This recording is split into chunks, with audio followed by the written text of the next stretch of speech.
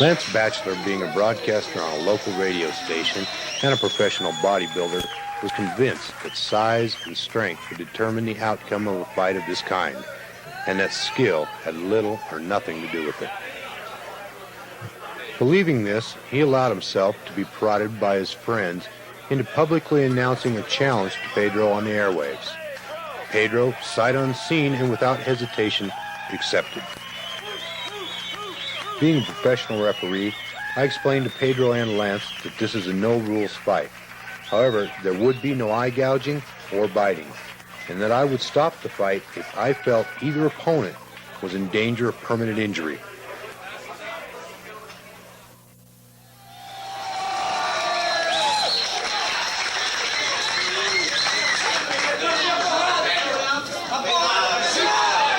Pedro immediately begins throwing strategically placed side kicks into Lance's left knee.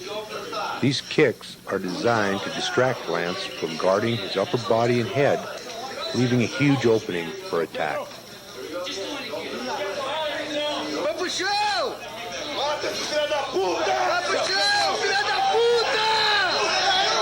As you can see, the effectiveness of the kicks have allowed Pedro to squarely land a right jab and a left cross to Lance's exposed nose and jaw, leaving Lance cut and his nose bleeding.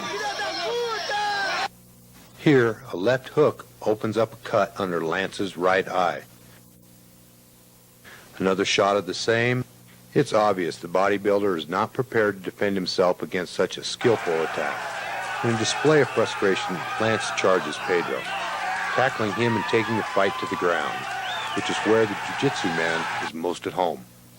Even with Lance's massive size and weight advantage and his body coated with Vaseline, Pedro's skill in jiu-jitsu allows him to flip the former Mr. Utah and dictate the pace of the fight.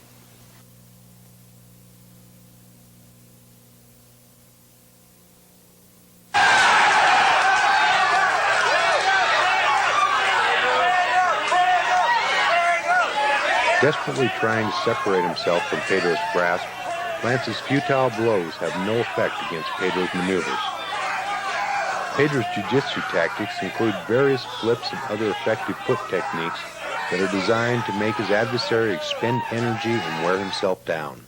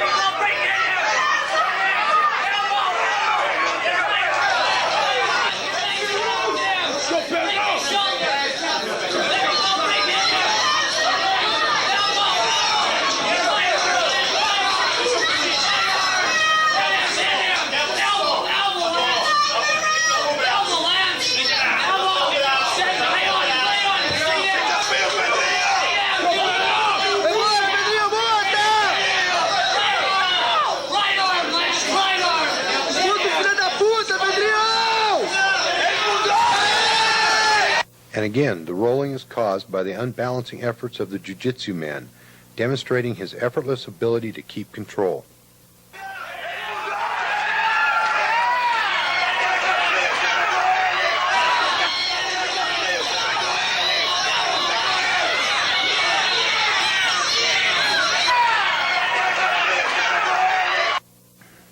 As the clinch is released, Lance throws 4 punches, none of which connect with their intended targets.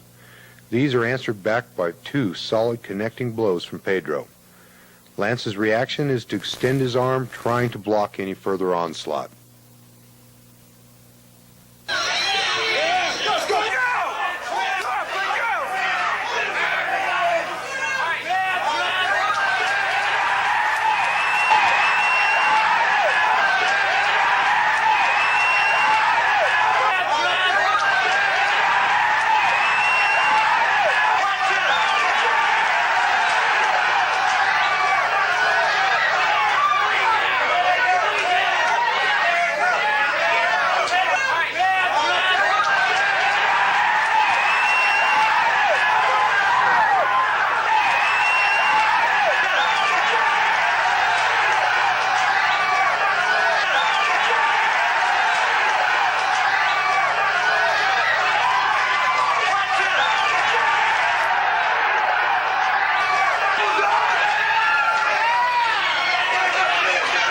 With the arm lock in perfect position and Lance losing his balance as he topples to the ground, he taps out on Pedro's leg.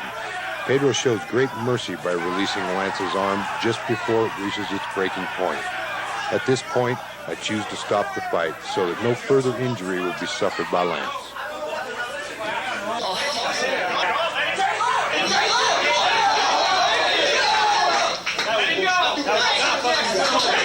As evident by the blood on Pedro's gi, Lance sustained significant injuries, while Pedro showed little, if any, signs of physical combat.